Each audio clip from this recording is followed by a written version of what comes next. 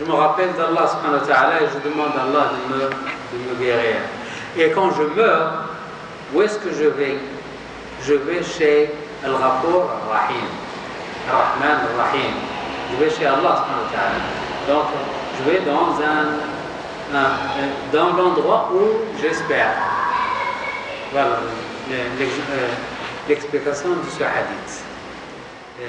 Alors, si quelqu'un dit, moi j'aime la faim, la maladie et la mort, non, il est fou. Mais lui, il sait ce qu'il dit. Et il l'a expliqué. Il dit, j'aurai la faim, parce que quand j'ai faim, je pense aux autres qui n'ont rien à manger. Et j'ai de la pitié pour eux. Et quand je suis malade, je me rappelle Allah et je fais des invocations pour Allah. C'est-à-dire, je n'oublie pas Allah. Par contre, si on est fort, on risque d'oublier Allah. Et quand je meurs, je sais chez qui je vais. Il y a un homme qui est venu chez le prophète sallallahu alayhi wa sallam et il lui a dit, oh messager d'Allah, qui va nous juger le jour du jugement? Est-ce que c'est Allah en personne qui va nous juger ou il donne l'ordre aux anges de nous juger? Qui va nous juger? Et le prophète sallallahu alayhi wa sallam a dit, c'est Allah en personne qui va vous juger. Il dit, ah, alhamdulillah, je n'ai pas peur. Il dit, comment tu n'as pas peur? Il dit, parce que Allah est Rahman Rahim. Non, je n'ai pas peur. Alors Allah subhanahu wa ta'ala a dit, Ana inda dhanni abdi bi. Ce que mon serviteur pense de moi, il va me trouver. S'il pense que je suis Rahman Rahim, je suis Rahman Rahim. S'il pense que je suis Shadid al-Iqab, je suis Shadid al-Iqab. Alors qu'est-ce qu'il faut penser? Il faut penser qu'il est Rahman Rahim. Ça, la tradition du mot égoïsme en arabe, c'est al-hasad. Non. L'égoïsme, c'est l'ananiya. L'ananiya. والحسد c'est quoi? والحسد. الحسد c'est la haine ou la jalousie. La jalousie. La jalousie. Le hasad, la jalousie. Être jaloux. Là, chez nous, on a mal traduit, on dit hasoud. Chez nous, on a mal traduit alors. Ah non. L'égoïsme n'est pas la jalousie. L'égoïsme, c'est l'ananiya. L'amour de soi-même seul. Je ne pense pas aux autres. Les autres, qu'ils meurent, qu'ils tombent malades, je m'en fous des autres. Mais moi, je pense à moi seul. Est-ce que le Ramadan, moi le Ramadan, on peut le considérer comme une leçon pour le risque, comme le patrouillisme. Parce que le Ramadan, on fait le Ramadan. Oui, on fait les jours pendant la journée. Donc pour les risques, sont tous les moyens. Si les journées vont avoir à savoir comment le font, les pauvres souffrent. Oui. Est-ce qu'il va arriver pour l'acquérir? Oui. Ramadan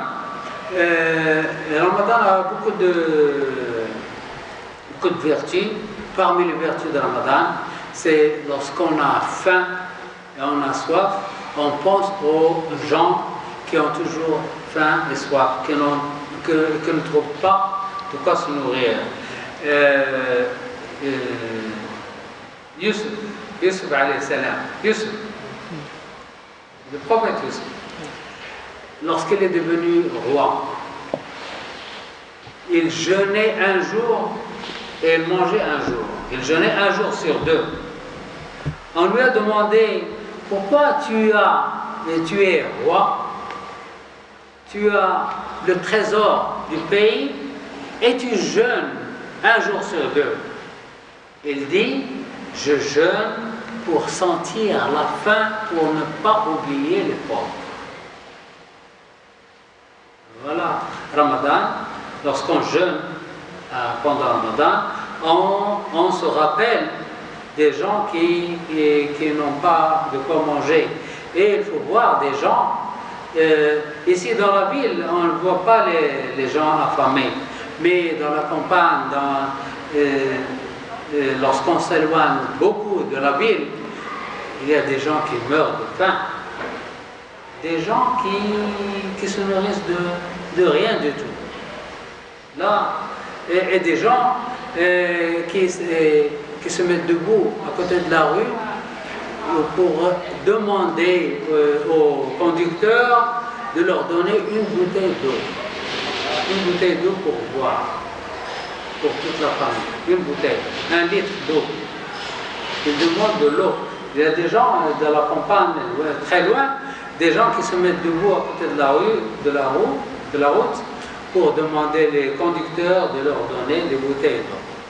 Parce qu'il n'y a pas de pluie, il n'y a pas d'eau, alors il faut marcher une vingtaine de kilomètres pour emmener un bidon d'eau de 5 litres. Alors il faut penser à ces gens-là. Alors lorsqu'on pense aux autres, on n'est pas égoïste. L'égoïste, c'est celui qui pense à lui seul. Mais celui qui n'est pas content de voir les gens qui vivent bien, et c'est un jaloux. Et la jalousie est interdite en islam. Le ghil ou le hasad. Le prophète sallallahu alayhi wa sallam a dit al-ghil ou al-hasad. La haine et la jalousie, ils dévorent les hasanat comme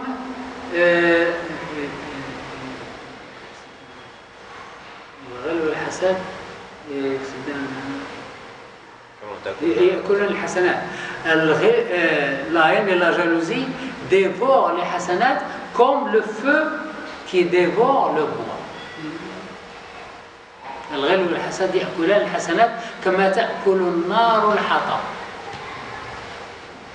Donc la jalousie est interdite en islam, l'égoïsme est interdit en islam, et la haine est interdite en islam.